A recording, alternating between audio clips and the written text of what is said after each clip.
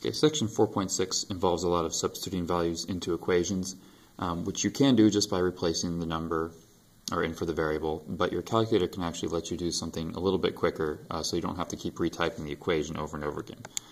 So the first thing you'll need to do is store a value for x, or your variable. Now it doesn't matter what variable actually appears in the problem, we're just going to always use x because x is the variable key, the one beneath mode on your calculator.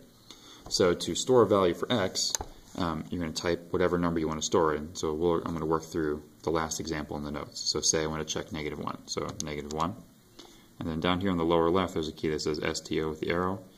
That stores, and then you press your variable key x. So that'll store -1 as the value of x. And then press enter, and it'll tell you -1 again. Now any equation I type in that has x's in it, the calculator will evaluate as if x was -1.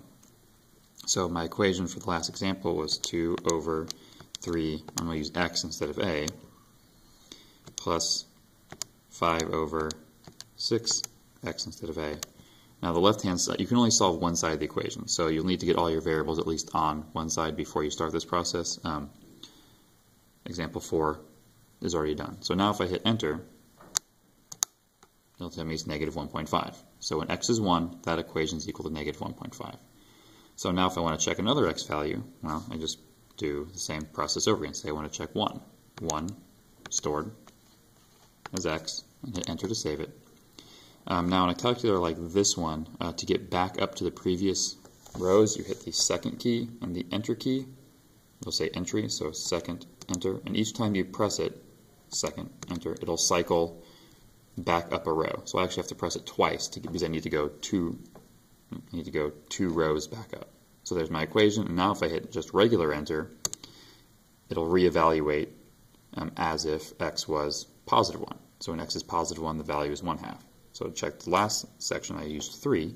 So 3 stored as x, enter to save, second enter to get my equation back, and then a regular enter to reevaluate, 0.5. Now on some of the newer versions of the TI series, you can actually just use the up arrow to scroll back through your previous entries. That way is valid. But on one that looks like this, the 83 Plus, you actually have to use the second enter method to go back up. The other ones you can just scroll and press enter to select it and then enter again to actually evaluate it.